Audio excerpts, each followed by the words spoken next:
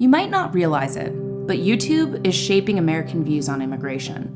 Unless you've been living under a rock, you're probably aware that the internet is playing a major role in reshaping our society, from commerce to culture to politics. At Define American, we've been studying how the internet has affected conversations about immigration. Specifically, we've been looking at how online anti-immigration videos shape public opinion. In 2020, we polled likely voters in swing states about their YouTube viewing habits to see if those patterns affected their beliefs on immigration. Among those who watch YouTube regularly, 63% talked with friends or family about immigration after watching immigration content on YouTube. 28% contacted a politician, and 21% changed their vote for a representative. That's huge.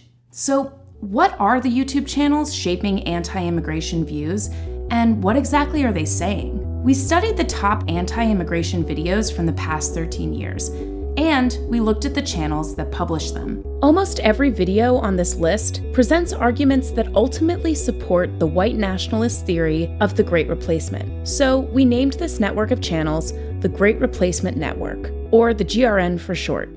The Great Replacement originates from Europe and was made popular in 2012 by French nationalist René Camus. It has become a critical narrative driving white nationalism in the United States. It theorizes that immigrants of color will replace white populations in predominantly white countries. The videos within the GRN support this theory by arguing that increased immigration to the US will bring violence, disease, religious extremism, and ultimately the destruction of Western civilization. The messaging of these videos can really be summed up into one sentence. It's logical to be anti-immigration because ultimately immigration will destroy us. This all might sound really extreme and fringe, but when you look at the audiences who are watching these videos, they overlap quite a bit with mainstream brands. It's also worth noting that the videos in the GRN network have a high audience overlap with one another. As a whole, GRN videos follow patterns.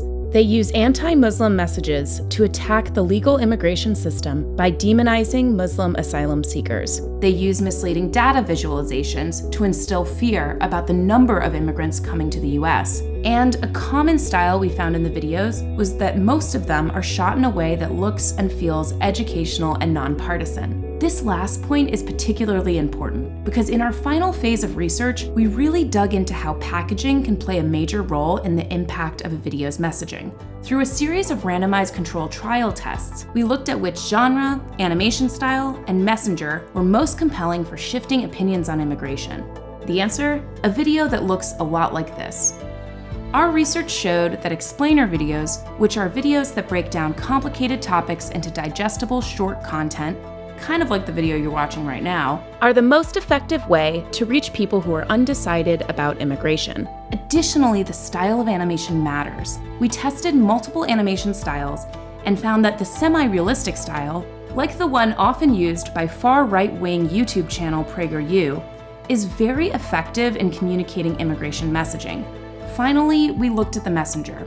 We learned that while hosts with impressive credentials like Princeton professor or Pulitzer Prize-winning journalist were viewed as more qualified to speak on immigration, they weren't trusted significantly more than someone with no credentials at all. We've consolidated our findings into tangible recommendations for immigration advocates in our style guide, and more information about the research and methodologies can be found in our report.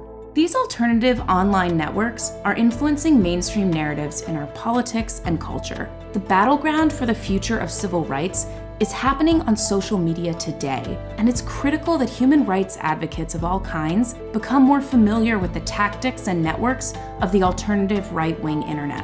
If we want to make a difference in this fight, we need to understand the battleground. It's time to build resources and infrastructures to fight back.